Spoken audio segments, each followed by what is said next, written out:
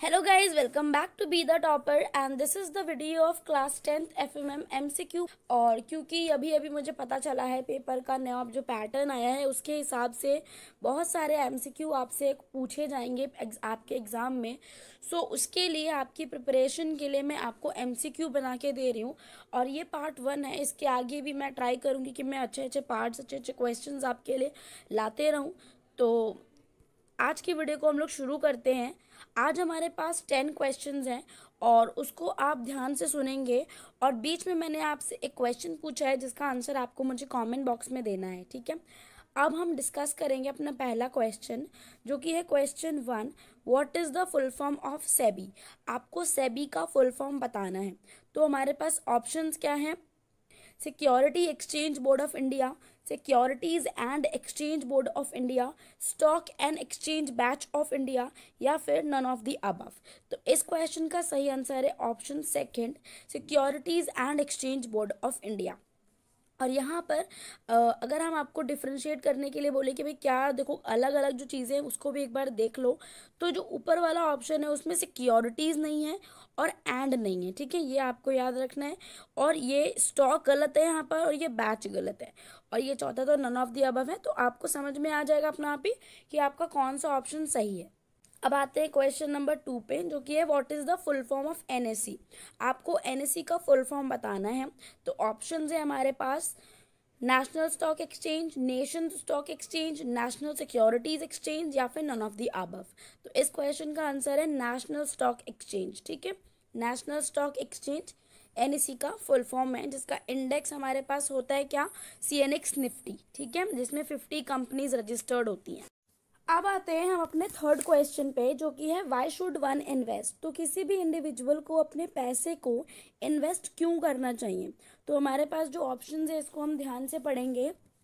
सबसे पहला, earn return on your idle resources, मतलब ऐसे रिसोर्सेज आपके जो ऐसे पड़े हुए हैं आपको उनके ऊपर कुछ रिटर्न अर्न करना है, ठीक है। दूसरा हमारा ऑप्शन ये है कि generate a specified sum of money for a specific goal in life. आपका भाई अपने लाइफ में एक स्पेसिफिक गोल है, उसके लिए आपको कुछ स्पेसिफाइड सम ऑफ मनी को जनरेट करना है या फिर पैसे को इकट्ठा करना है। या फिर तीसरा है make a provision for an uncertain future. अब हम सबको पता है कि हमारा जो फ्यूचर है वो बहुत ही अनसर्टेन है, कल क्या होगा हमें नहीं पता। तो हमें आज से ही अपने फ्यूचर के लिए इन्वेस्टमेंट करना चाहिए ताकि अगर आप आगे जाके हमें कोई भी फाइनेंशियल प्रॉब्लम आप क्योंकि कोई भी प्रॉब्लम हो, अगर पैसे अगर हमारे पास होते हैं तो हम उस प्रॉब्लम से आसानी से जूझ सकते हैं, उससे टैकल कर सकते हैं। तो आपको पैसे को इसलिए इन्वेस्ट करना चाहिए। अब आपको बताना है कि तीनों में से कोई एक ऑप्शन सही है या फिर answer all of the above है। तो इस क्वेश्चन का आंसर जैसे कि आप सबको पता होगा इसका आंसर है ऑल ऑफ द अबव, ठीक है। और यहाँ पे ये क्वेश्चन सिर्फ 1 मार्क में नहीं, आपसे 2 या 3 मार्क्स में भी पूछा जा सकता है। तो इस क्वेश्चन को आप ऐसे का ऐसा रट लो, समझ लो, क्योंकि अगर आप मतलब नॉट रटना बेसिकली, बट आपको अच्छे तरीके से याद होनी चाहिए कि ये चीज़ें उसमें होती हैं। मैंने एक क्वेश्चन बैंक बनाया था जिसमें मैंने एफएमएम के क्लास 10 के जितने भी इम्पोर्टेंट क्वेश्चन हैं उन सब को डिस्कस, मतलब बेसिकली वो क्वेश्चन मैंने लिखे हैं वहाँ पर 1 मार्क के, 2 मार्क्स के, 3 मार्क्स के, 5 मार्क्स के, जितने भी क्वेश्चन आपकी पूरी बुक में से बन सकते हैं सारे क्वेश्चन मैंने वहाँ पर लिखे। अगर आपको वो क्वेश्चन बैंक चाहिए तो डिस्क्रिप्शन में मैं आपको उसका लिंक दे दूँगी, वहाँ से आप उसको परचेज कर सकते हो। अब आते हैं अपने फोर्थ क्वेश्चन पे जो कि है which one of these is physical assets. इनमें से कौन सी फिजिकल एसेट्स हैं। तो सबसे पहले आपको पता होना चाहिए कि फिजिकल एसेट्स होती क्या है। तो भाई फिजिकल एसेट्स का मतलब होता है संपत्ति, आपकी कोई भी वैल्यूएबल थिंग, ठीक है। फिजिकल मतलब आप उसको देख सकते हो, उसको छू सकते हो। तो fix deposit, equity, none of these, तो इसका आंसर नहीं है। इसका आंसर है रियल स्टेट। रियल स्टेट में हमारी आ जाती है प्रॉपर्टीज वगैरह जो होती है वो सब रियल स्टेट में आती है और ये हमारी एक फिजिकल एसेट होती है। अगर आपने मान लो कोई 1 करोड़ का बंगला खरीदा है तो ये आपकी फिजिकल एसेट है। आपको उस समय उसमें पैसा लगाना पड़ेगा, बट आगे अगर टाइम में आप देखो तो जैसे जैसे टाइम बढ़ता जाएगा वैसे उसकी जो कीमत है, उसकी जो वैल्यू है आपके बंगलों की वो भी बढ़ती जाएगी और आप उसको छू सकते हो, आप उसको देख सकते हो। तो ये आपकी फिजिकल एसेट है। क्वेश्चन नंबर 5 पे आते हैं। हमारा क्वेश्चन नंबर 5 है the 3 golden rules for all investors are. हमारे जितने भी इन्वेस्टर्स होते हैं उसके लिए 3 गोल्डन रूल है। Invest early, invest regularly, invest for long term and not for short term. तो इन इस क्वेश्चन का आंसर है ऑल ऑफ द अबव, कि हमको जल्दी से जल्दी अपनी लाइफ में इन्वेस्टमेंट करनी चाहिए, हमें रेगुलरली इन्वेस्ट करते रहना चाहिए और हमें हमेशा लॉन्ग टर्म के लिए इन्वेस्टमेंट करनी चाहिए। ऐसा नहीं है कि आपने 1 महीने के लिए पैसा लगाया फिक्स डिपॉजिट में, आपने उसको तोड़ दिया, फिक्स डिपॉजिट को अपने तोड़ दिया, फिर आप कहीं पे जा रहे हो। नहीं, कम से कम 1 साल से ऊपर के लिए आपको पैसा लगाना चाहिए, 1 साल या फिर उससे ज़्यादा, तो ये लॉन्ग टर्म माना जाता है और इससे ही आपके इन्वेस्टमेंट पे आपको अच्छे रिटर्न मिलते हैं। अब ये वाला जो क्वेश्चन है, क्वेश्चन नंबर 6, आपको इसका आंसर मुझे कमेंट में बताना है कि बीएसई का फुल फॉर्म क्या है। जैसे एनएसई एक स्टॉक एक्सचेंज है, वैसे ही बीएसई भी एक स्टॉक एक्सचेंज है, तो उसका फुल फॉर्म आपको मुझे कमेंट्स में बताना है और इसका इंडेक्स भी अगर आपको पता है तो आप मुझे बता सकते हो। क्वेश्चन नंबर 7 पर आते हैं। फुल फॉर्म क्या है आईपीओ का, ठीक है। आईपीओ का फुल फॉर्म आपको बताना है initial public offering, initial public offer, institutional public offer या फिर नन ऑफ द अबव। तो इस क्वेश्चन का आंसर है initial public offer. Initial public offer वो होती है, एक ऐसी चीज़ है जब company first time primary market में आके अपने शेयर्स को इशू कर रही होती है इन्वेस्टर को, तो हम लोग इसको इनिशियल पब्लिक ऑफर कहते हैं और उसके बाद जब वो कंपनी आती है तो उसको फर्दर इशू कहा जाता है। तो यहाँ पे आपको एक पॉइंट और भी पता चल गया, इसलिए वीडियो को स्किप मत करना और ठीक से उसको देखना, क्योंकि बीच बीच में छोटी छोटी चीज़ें ऐसी होती हैं जो आपको और भी पता चल जाती हैं। अगर आपको वीडियो पसंद आया हो तो प्लीज़ को लाइक कर देना, चैनल पे नए हो तो सब्सक्राइब कर लेना ताकि ऐसे ही वीडियोज़ आपको मिलते रहें। और अब हम डिस्कस करेंगे क्वेश्चन नंबर 8। तो यहाँ पर हमको बताना है कि एनसीएफएम का फुल फॉर्म क्या है। एनसीएफएम बेसिकली जिसके थ्रू आप ये सब्जेक्ट एफएमएम पढ़ रहे हो वही एक एनसीएफएम है। और मतलब हम लोग इसको पूरा पढ़ लेते हैं 9, 10, 11, 12, बट फिर भी बच्चों को इसका फुल फॉर्म याद नहीं होता है कि क्या चीज़ है इसका फुल फॉर्म। तो इस क्वेश्चन का आंसर है हमारे पास सबसे पहला option NSE certification in financial market. मतलब नेशनल स्टॉक एक्सचेंज की तरफ से आपको एक सर्टिफिकेट मिल रहा है। जब आप अपनी पूरी फाइनेंशियल मार्केट की जो जर्नी है 9, 10, 11, 12, जब आप इसको फिनिश कर लोगे तो आपको एक सर्टिफिकेट मिलेगा। और यही वही है कि NSE certification in financial market. तो आप इसको याद रखना, क्योंकि ज़्यादातर बच्चों को क्वेश्चन ये इसका फुल फॉर्म याद नहीं होता। तो ये एक अच्छा पॉइंट हो सकता है जहाँ पे आप दूसरों से ज़्यादा नंबर गेन कर सकते हो और ये इंपॉर्टेंट चीज़ भी है, आपसे कोई पूछेगा तो आपको पता होना चाहिए। अब आते हैं अपने 9 क्वेश्चन पे, जो कि है कि भाई आपको ये बताना है कि जो प्रोस्पेक्टस होता है उसके शॉर्टर वर्जन को हम क्या कहते हैं। इनमें से कौन सा shorter version of the prospectus है, ठीक है। तो इस क्वेश्चन का आंसर है एब्रिज प्रोस्पेक्टस, ठीक है। तो एब्रिज प्रोस्पेक्टस क्या होता है, this is a shorter version of prospectus. Prospectus में किसी भी कंपनी के बारे में सारे डिटेल्स होती हैं, उसका नाम, उसके जो जितने आपके उसके प्रोप्राइटर्स होते हैं, जो शेयर्स होते हैं, जितने भी सारी चीज़ें उस कंपनी की इंपॉर्टेंट इन्फो होती है वो आपको किसी भी कंपनी के प्रोस्पेक्टस में मिल जाती है। और जब कंपनी अपने शेयर इशू करने वाली होती है तो उसको एक प्रोस्पेक्टस निकालना होता है, ठीक है। और उसका एक शॉर्टर वर्जन भी कंपनी निकालते हैं जिसको बोलते हैं एब्रिज्ड प्रोस्पेक्टस। तो ये आपको याद रखना है। अब आते हैं अपने लास्ट क्वेश्चन पे, question number 10, what is the full form of NSDL. NSDL का फुल फॉर्म क्या है। तो इस क्वेश्चन का सही आंसर है हमारा third option national securities depository limited. National securities depository limited, हमारे इंडिया में 2 डिपॉजिटरीज हैं, एक एनएसडीएल एंड एक सीडीएसएल। अगर आपको सीडीएसएल का फुल फॉर्म पता है तो आप मुझे कमेंट्स में बता देना, ठीक है। तो गाइज मेक श्योर कि अगर आपसे कोई भी क्वेश्चन पूछा जा रहा है तो उसका जवाब आप ज़रूर दो और इस वीडियो को एक बार देखो, आपकी प्रिपरेशन ताकि आपके एग्जाम्स के लिए अच्छे से हो जाए। That's why I am making this videos और आई होप आपको हेल्पफुल लगेंगी। सबसे पहला जो आज का क्वेश्चन है वो है व्हाट इज मनी मार्केट और लिक्विड फंड्स। आपको ये बताना है चारों ऑप्शंस में से कि कौन सा ऑप्शन बेस्ट सूटेबल है मनी मार्केट लिक्विड फंड के आंसर के लिए। तो हमारे पास ऑप्शंस क्या हैं उसको देख लेते हैं कि मनी मार्केट लिक्विड फंड्स होता क्या है। क्या ये specialised form of mutual fund है, क्या ये एक टाइप का फिक्स डिपॉजिट है, क्या ये एक टाइप का रिकरिंग डिपॉजिट है, या फिर चारों में से कोई भी आंसर नहीं है। तो इस क्वेश्चन का आंसर है specialised form of mutual fund. Money market liquid funds एक specialised form of mutual funds होते हैं जो कि कम टाइम के लिए लगाए जाते हैं, तो इसको हम बोलते हैं मनी मार्केट लिक्विड फंड्स। ठीक है, ये क्वेश्चन आपके चैप्टर 1 में से मैंने लिया है। अब क्वेश्चन है हमारे पास question number 12, what is public provident fund. Public provident fund क्या है? फिक्स्ड इनकम डेट इंस्ट्रूमेंट है, लॉन्ग टर्म सेविंग इंस्ट्रूमेंट है, शॉर्ट टर्म सेविंग इंस्ट्रूमेंट है, या फिर पहले और दूसरे आप दोनों को लिख सकते हो।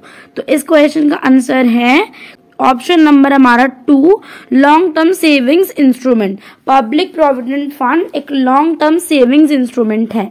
ठीक है, देखो यार, अगर आपको चाहिए कि मैं पूरा एक्सप्लेन करूं तो वो मैं इन वीडियोस में नहीं करूंगी, क्योंकि बिना मतलब में एक ही बात बार बार रिपीट करके कोई फायदा नहीं है। अगर आपको ये एक्सप्लेनेशन वाली वीडियोस अगर आपने नहीं देखी हैं तो उसका लिंक आपको डिस्क्रिप्शन में मिल जाएगा, या फिर जब ये वीडियो एंड होगा तो आपको पूरी स्क्रीन पर दिख जाएगा, वहाँ पे मैं प्लेलिस्ट लगा दूंगी, आप वहाँ से चेकआउट कर सकते हो पूरा वीडियो। अब ये जो क्वेश्चन है व्हाट इज डीमटेरियलाइजेशन, इसको मैंने एमसीक्यू के फॉर्म में नहीं लिखा। क्यों? क्योंकि ये सबको ऑलमोस्ट सारे बच्चों को पता है, बट अगर 1 नंबर का डेफिनेशन 2 नंबर का डेफिनेशन आ जाता है अगर आपके पेपर में कभी, तो आप इसको कैसे लिखोगे, मैंने यहाँ पर ये समझाने की कोशिश करी है। तो डीमटेरियलाइजेशन एक ऐसा प्रोसेस है जहाँ पर जितने भी इन्वेस्टर्स होते हैं उनके शेयर के जितने भी फिजिकल सर्टिफिकेट हैं, ठीक है, उसको इलेक्ट्रॉनिक फॉर्म में कन्वर्ट कर दिया जाता है। तो आई होप आपको ये समझ में आएगा। डीमटेरियलाइजेशन एक प्रोसेस है जिसमें किसी भी इन्वेस्टर के जो शेयर्स होते हैं उनके फिजिकल सर्टिफिकेट्स को इलेक्ट्रॉनिक फॉर्म में कन्वर्ट कर दिया जाता है, और इन्वेस्टर का जो उसके डिपॉजिटरी में जो डिपॉजिटरी पार्टिसिपेंट के साथ जो एक अकाउंट है उसमें क्रेडिट कर दिया जाता है। ठीक है, तो इस प्रोसेस को हम लोग बोलते हैं डीमटेरियलाइजेशन। और इसके ऑपोजिट एक चीज होती है जिसको हम लोग बोलते हैं रीमटेरियलाइजेशन। रीमटेरियलाइजेशन एक ऐसा प्रोसेस है जहां पे हम इन्वेस्टर के शेयर्स का जो शेयर्स होते हैं उसके पास, उसको इलेक्ट्रॉनिक फॉर्म से कन्वर्ट करके फिजिकल सर्टिफिकेट्स बना दिए जाते हैं। तो इस प्रोसेस को हम लोग बोलते हैं रीमटेरियलाइजेशन। सो आई होप आपको ये दोनों चीजें कवर हुई होंगी अच्छी तरीके से। आते हैं 14th क्वेश्चन पे। हमको बताना है which of these option comes under the definition of securities. अब SCRA एक्ट जो है उसके थ्रू एक सिक्योरिटीज वर्ड है, उसके एक डेफिनेशन है उसका जिसके अंडर सिक्योरिटीज आती हैं। तो उस सिक्योरिटीज वर्ड के इन्वर्टेड कॉमा में उस वर्ड के अंडर क्या क्या चीजें आ रही हैं उन सबको हम सिक्योरिटी मानते हैं। ठीक है, तो आपको बताना है कि कौन सा ऑप्शन इनमें से सिक्योरिटी वर्ड के डेफिनेशन के अंदर आता है। तो stocks and other marketable securities, bonds and scripts, shares, all of the above. तो इस क्वेश्चन का आंसर होगा ऑल ऑफ द अबव। अब चलते हैं 15th क्वेश्चन की तरफ, जो कि है आपको बताना है ये full form of DEA। DEA का आपको फुल फॉर्म बताना है कमेंट्स में। ठीक है, एंड मेक श्योर कि आप ये आंसर अगर आपको आता है तो डेफिनेटली लिखें, और अगर आपको नहीं आता तो अपने सेकंड चैप्टर में चेकआउट कर लो, और अगर उसमें से भी नहीं मिलता, बुक नहीं है आपके पास, गूगल पर सर्च कर लो, पर आपको लिखना ही है। ठीक है, और यहाँ पे मैं आपको बता दूं कि अगर आपने मुझे इंस्टा पे फॉलो नहीं किया है तो आप फॉलो कर सकते हो। अगर आपने टेलीग्राम ग्रुप को ज्वाइन नहीं किया है तो आप वो भी ज्वाइन कर सकते हो, जहाँ पे हम लोग डिस्कशन करते हैं। और कई बार जब मैं गूगल मीट पे जब मीटिंग करती हूँ तो मैं वहाँ पर आपको लिंक दे सकती हूँ, जो कि मैं बहुत दिनों से वैसे कर नहीं पा रही हूँ, बट मैं सोचूंगी कि मैं जल्दी उसको करूँ। अब आते हैं क्वेश्चन नंबर 16 पे, जो कि है कि प्राइमरी मार्केट क्या है। तो प्राइमरी मार्केट के लिए आपको इसमें से बिल्कुल जो एकदम एप्रोप्रिएट है ना, उसको आपको चूज करना है इन ऑप्शन में से। For new investors, channel for sale of new securities, for already sold securities, इसमें से कौन सा ऑप्शन सही है। तो इस क्वेश्चन का आंसर है ये कि primary market is a place which provides channel for sale of new securities. ठीक है, जब कोई भी कंपनी पहली बार जब कोई नई सिक्योरिटीज निकाल रही होती है तो वो प्राइमरी मार्केट में आती है। सो आई होप आपको ये समझ में आएगा। आप चलते हैं आगे 17th question, what is the face value of bonds. मतलब जो हमारे को थर्ड चैप्टर में बता रखा है कि भाई इस चीज़ के फेस वैल्यू को ऐसे करते हैं, इस चीज़ की फेस वैल्यू यहाँ होती है, तो फेस वैल्यू ऑफ बॉन्ड क्या होता है ये आपको बताना है, ठीक है। तो इस क्वेश्चन का जो हमारे पास ऑप्शन है वो है amount paid to the holder at maturity, दूसरा original cost of the stock shown on the certificate, तीसरा बोथ 1 and 2 एंड चौथा नन ऑफ द अबव। तो इस क्वेश्चन का आंसर है फर्स्ट। जो शेयर, अगर हम दूसरे की बात करें तो ये शेयर्स के लिए होता है, डिबेंचर शेयर्स के लिए हो सकता है कि भाई जो स्टॉक का प्राइस आपको सर्टिफिकेट पर दिख रहा होता है ओरिजिनल कॉस्ट, वही उसकी फेस वैल्यू होती है। बोथ 1 and 2 गलत है। अब आते हैं 18 क्वेश्चन पे, जो कि आपको बताना है कि आईपीओ क्या होता है। आई थिंक पिछली बार मैंने आपसे ये पूछा था कि आप आईपीओ का फुल फॉर्म क्या होता है, अब हम ये पूछ रहे हैं कि आईपीओ क्या होता है, ठीक है। तो जो ऑप्शन है उसको एक बार देख लेते हैं। The selling of securities to the public in secondary market, ठीक है। दूसरा option the selling of securities to the public in derivative market. तीसरा option the selling of securities to the public in primary market and चौथा none of the above. तो यहाँ पर देखो सारी चीजें सेम है, अंतर सिर्फ यहाँ पर है, जो डिफरेंस आ रहा है वो सिर्फ यहाँ पर आ रहा है, सेकेंडरी, डेरिवेटिव, प्राइमरी। आपको अब ये वर्ड जो डिसाइसिव है कि आपको नंबर मिलेगा कि नहीं मिलेगा, ठीक है। तो आपको पता होना चाहिए कि इनिशियल पब्लिक ऑफर कहाँ होता है, प्राइमरी मार्केट में होता है। और इस क्वेश्चन का सही आंसर इसीलिए होगा हमारा थर्ड ऑप्शन कि जब पहली बार selling of securities to the public in primary market, जब पहली बार कंपनी प्राइमरी मार्केट में आती है और आईपीओ निकालती है तो वो आईपीओ प्राइमरी मार्केट का होता है, ठीक है। कभी भी कोई आईपीओ सेकेंडरी मार्केट में नहीं आता है, ठीक है। आपको इस चीज को ध्यान रखना है। आपको 19 क्वेश्चन आप आ जाते हैं। आपको बताना है कि इनमें से कौन सा ऑप्शन करेक्ट है। कौन सा ऑप्शन करेक्ट होने का मतलब है कि देखो जो चीज सेम है वो चारों में, उसमें आप कुछ अलग नहीं कर सकते, बट ये जो डेट्स हैं आपको ये बताना है कि कौन सी डेट्स इसमें से सही है, ठीक है। तो कंपनीज एक्ट जो अभी हमारा चल रहा है उसका ऑप्शन अभी मेरे ख्याल से 2010 वाला चल रहा है, पर आपकी बुक से जो मैंने क्वेश्चन उठाया है वहां पर ये 1956 है, ठीक है। इन चारों ऑप्शंस में से अगर हम देखें तो इस क्वेश्चन का आंसर, ये वाला आंसर इस क्वेश्चन का एकदम एप्रोप्रिएट है इन चारों ऑप्शंस के हिसाब से, ठीक है। कंपनीज एक्ट 1956, आपको ये चीज याद रखनी है क्योंकि कई बार डेट में, डेट्स का क्या रहता है ना कि या तो आपको आता है या फिर आपको नहीं आता है। कई बार होता है कि हम एलिमिनेट करके कुछ कुछ निकाल सकते हैं। तो अगर आपका, मैं सुन रही हूँ ऐसा कि सारा पेपर एमसीक्यू के फॉर्म में आने वाला है, आपको जितने भी आपके मार्क्स है, मतलब आप 10th क्लास में हो, आपका पूरा पेपर एमसीक्यू बेस्ड होगा, तो आपके लिए बहुत बड़ी डील है ये, जिसको आपको क्रैक करना है। अब हम अपने 20th क्वेश्चन पे आते हैं, जो कि है what is the floor price, ठीक है।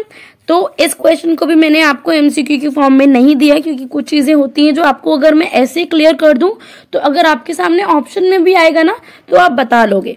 Floor price is the minimum price at which bids can be made in case of book building. Book building क्या होता है, ये अगर आपको आता है तो वेरी गुड, कमेंट्स में लिखना, और अगर आपको नहीं आता है तो मुझे बता देना, मैं आपको कमेंट्स में बता दूंगी, या फिर नेक्स्ट वीडियो में हम लोग इस पे बात कर सकते हैं। अभी ये वीडियो सिर्फ एमसीक्यू के बारे में, तो उसी पर डिस्कस करेंगे। जो फ्लोर प्राइस होता है, जब बुक बिल्डिंग लगाई जा रही होती है, जब बुक बिल्डिंग पे प्राइस डिसाइड किया जा रहा होता है, तो जो मिनिमम प्राइस होता है जब बिड्स लगाई जाती हैं उसको हम लोग बोलते हैं फ्लोर प्राइस। जैसे मान लो किसी चीज की बिड लगाई जा रही है तो आपको बता दिया कि भाई 200 या फिर 240 की 230 के बीच में बिड लगानी है, ठीक है। तो इसका मिनिमम प्राइस क्या होना चाहिए, इसका मिनिमम प्राइस होना चाहिए 200। तो इस जो यहाँ पे जो 200 है वो है floor price in case of book building. और ये जो पार्ट 3 है ये बेसिकली बेस्ड ऑन चैप्टर 3 है, प्राइमरी मार्केट। मैंने कोशिश की है कि मैं ज्यादातर क्वेश्चन जितने भी हो सके मैंने बनाने की कोशिश की। आप देखना 14-15 क्वेश्चन आपको दिखेंगे इस वीडियो में। क्वेश्चन नंबर 21 जो हमारा है, which one of these is not an issue. आपको बताना है कि इनमें से कौन सा एक इशू नहीं है, ठीक है। तो जो ऑप्शन है हमारे पास उसको देखेंगे। सबसे पहला जो ऑप्शन है वो है फर्स्ट इशू।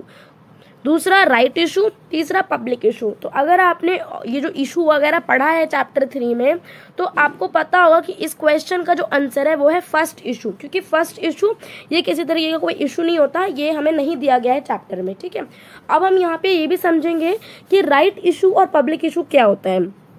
तो देखो, राइट इशू एक इस तरीके का इशू होता है, मान लो कि यहाँ पर एक कंपनी है ABC प्राइवेट लिमिटेड। ठीक है, मैं एक शेयर होल्डर हूँ और मैं स्माइल कर रही हूँ। मैं इस कंपनी में गई और मैंने यहाँ से एक शेयर खरीदा था पिछले साल। ठीक है, तो इसका मतलब मैं इस कंपनी के एग्जिस्टिंग शेयर होल्डर्स हूँ। ठीक है, उनमें से एक हूँ।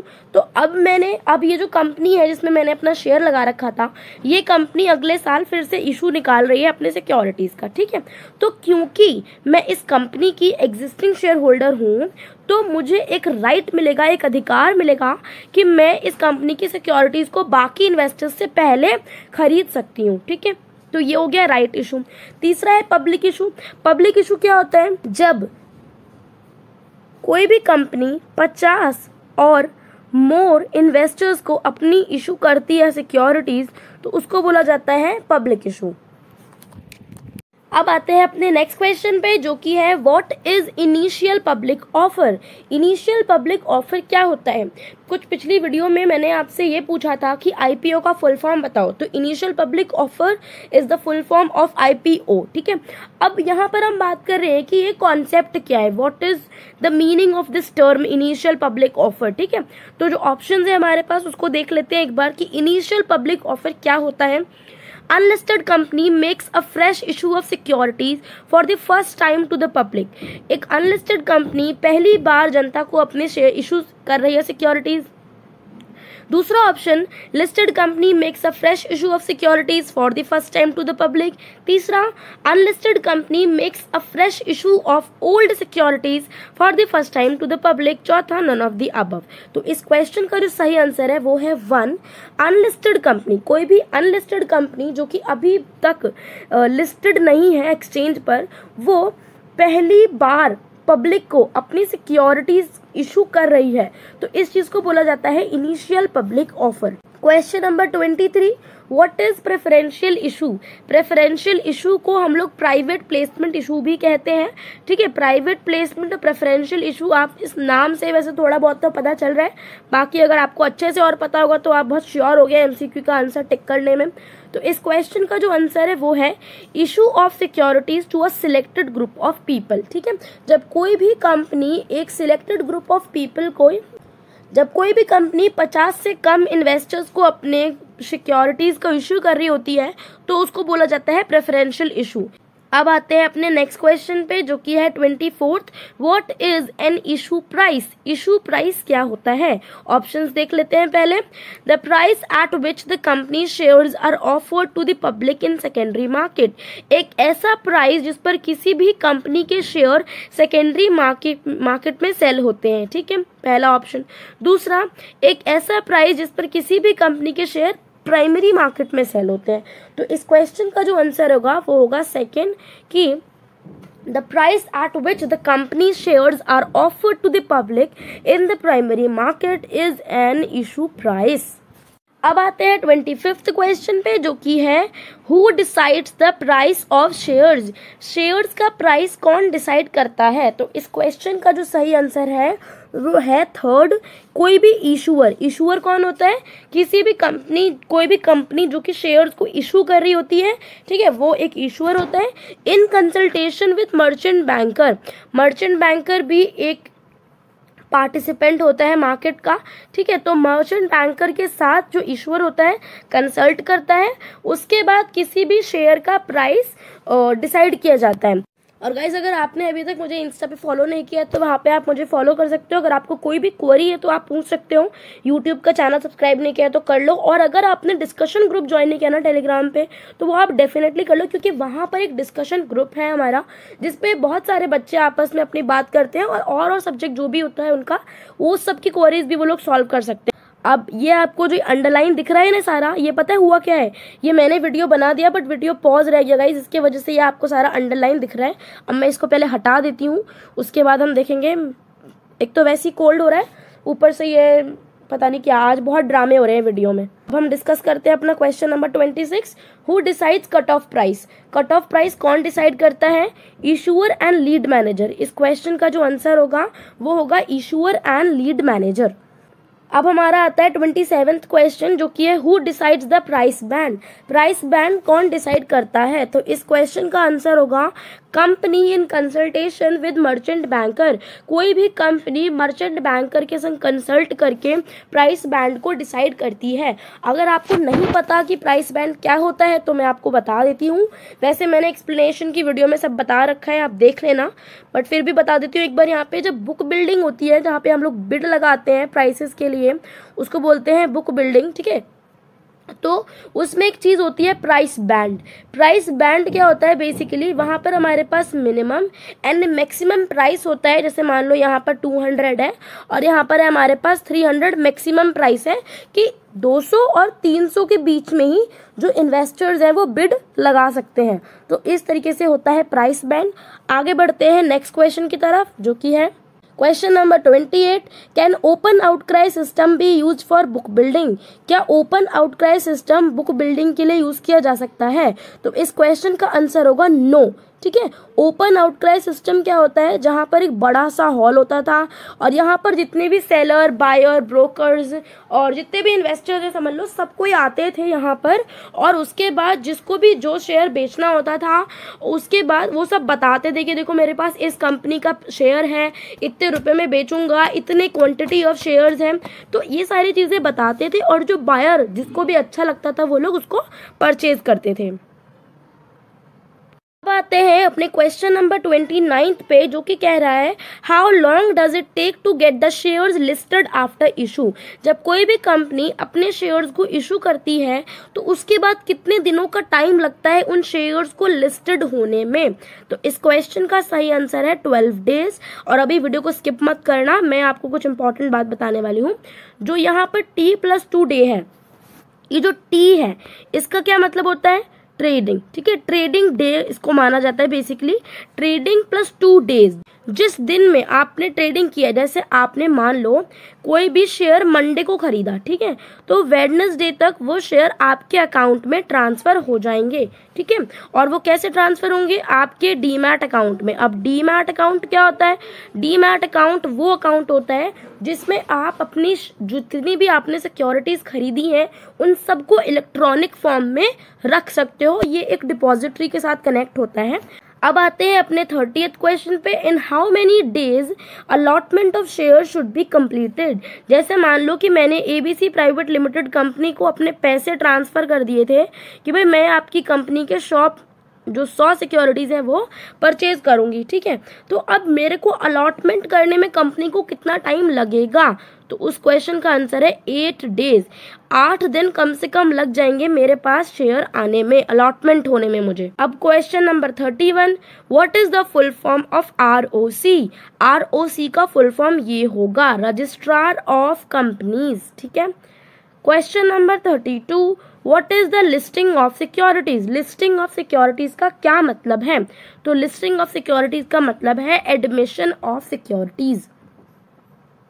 Question number 33। What is D listing of securities? अभी लिस्टिंग ऑफ सिक्योरिटीज क्या बताया? Admission of securities. अगर हम बात करें डी लिस्टिंग की तो इस क्वेश्चन का आंसर होगा रिमूवल ऑफ सिक्योरिटीज, ठीक है। जब हम पूरी तरीके से उन सिक्योरिटीज को एक्सचेंज से रिमूव कर सकते हैं कि अब भाई कोई भी बंदा इन सिक्योरिटीज में ट्रेड नहीं कर पाएगा। Next question 34। To whom the draft of a document should be filed by the companies? कह रहा है कि ड्राफ्ट ऑफ अ डॉक्यूमेंट किसको देना होता है? तो इस क्वेश्चन का जो आंसर है वो है सेबी। और आपको लग रहा होगा कि दीदी तो MCQ बना रहे थे, बट ये डीम्यूचुअलाइजेशन का क्वेश्चन इस तरीके से आपके सामने क्यों लिखा है? तो इस क्वेश्चन से क्योंकि मुझे आपको कुछ बताना है तो मैंने इसलिए यहाँ पर इसको इस तरीके से लिख दिया है कि व्हाट इज डीम्यूचुअलाइजेशन। अब देखो क्वेश्चन जो है वो ये हो सकता है, आपके पास 3 ऑप्शन 4 ऑप्शन जो भी जिस भी तरीके से आ रहा है वो आ सकता है, बट वो ऑप्शन कैसे होगा? फिलअप हो सकता है, किसी भी फॉर्म में वो आपसे पूछा जा सकता है। तो मैं अगर आपको ये डीम्यूचुअलाइजेशन का डेफिनेशन एक्सप्लेन कर दूं तो आपसे इस टर्म से, इस कॉन्सेप्ट से आपसे कुछ भी क्वेश्चन पूछा जाए तो you will be able to answer the question, okay. Demutualisation refers to the legal structure of an exchange. Demutualisation किसी भी एक्सचेंज के एक लीगल स्ट्रक्चर के बारे में बात करता है, जहां पे एक्सचेंज में मान लो ये 3 टेबल हैं, तो एक को ओनरशिप दे दिया, एक को मैनेजमेंट दे दिया और एक को ट्रेडिंग दे दिया। जितने पावर्स होते हैं उसको सेग्रीगेट कर दिया जाता है एक्सचेंज के ऊपर, ताकि जो काम है वो इफिशिएंट तरीके से हो सके और इन्वेस्टर्स को कोई प्रॉब्लम ना आए। तो demutualisation is the process in which ownership, management and trading rights at the exchange are segregated from one another. अब यहाँ पे देखो क्वेश्चन आपसे कैसे पूछेगा, यहाँ पे जो ओनरशिप है, मान लो कि ये पूरी डेफिनेशन इस तरीके से लिख कर आ गई है और ओनरशिप को बोल दिया आपको भाई ये छोड़ दिया है, डैश छोड़ दिया है यहाँ पे और फिलअप भरो, तो आपको पता होना चाहिए कि यहाँ पे ओनरशिप आएगा। Ownership, management and trading rights, ये याद रखो, और ये एक एक्सचेंज का लीगल स्ट्रक्चर है, ये बात आप याद रखो, ये चीज आपके लिए जरूरी है, ठीक है। अब आते हैं क्वेश्चन नंबर 36 पे। What is the full form of SBTS? SBTS का फुल फॉर्म क्या है? Screen based trading system, screen based trade system, securities based trading system या फिर नन ऑफ द अबव। तो इस क्वेश्चन का आंसर है स्क्रीन बेस्ड ट्रेडिंग सिस्टम।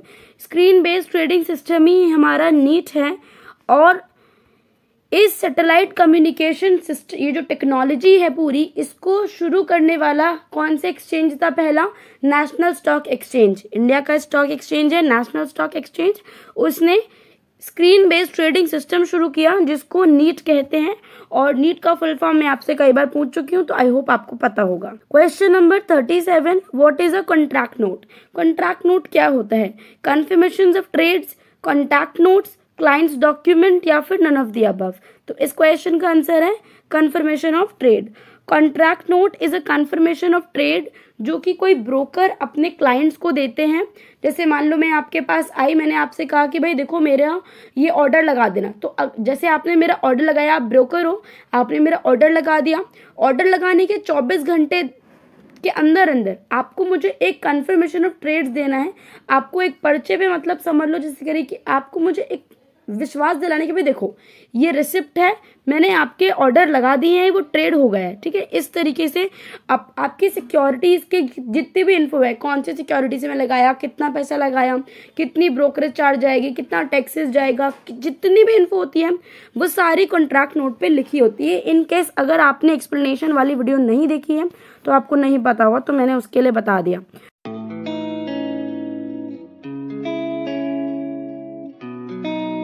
अब आते हैं नेक्स्ट क्वेश्चन पे। Question number 38, what is the maximum brokerage that a broker can charge? Maximum brokerage क्या है जो कोई ब्रोकर चार्ज करता है? 25%, 2.5%, 4.5% या फिर 3.5%? तो इस क्वेश्चन का आंसर है 2.5%। मैक्सिमम ब्रोकरेज कोई भी ब्रोकर सिर्फ इतनी ही चार्ज कर सकता है, इससे ज्यादा अगर कोई चार्ज करेगा तो आप सेबी में जाके उसकी कंप्लेन कर सकते हो। अब आते हैं नेक्स्ट क्वेश्चन पे जो कि है 39। यहाँ पर भी आपको मैंने ऑप्शन नहीं दिए हैं, मैं समझाऊंगी ताकि आपसे क्वेश्चन पूछा जाए तो आपको आता हो। How to know if the broker और सब ब्रोकर इज रजिस्टर्ड? कैसे पता चलता है कि कोई ब्रोकर और सब ब्रोकर सेबी के साथ रजिस्टर्ड है या फिर एक्सचेंज के साथ रजिस्टर्ड है, ठीक है। तो one can confirm it by verifying the registration certificate issued by SEBI. अब ये जो ब्रोकर है, क्योंकि ये सेबी में रजिस्टर करेगा अपने आप को, तो इसको एक सर्टिफिकेट मिलेगा। अब सर्टिफिकेट जो इसको मिलेगा उस पर इसका एक रजिस्ट्रेशन नंबर होगा।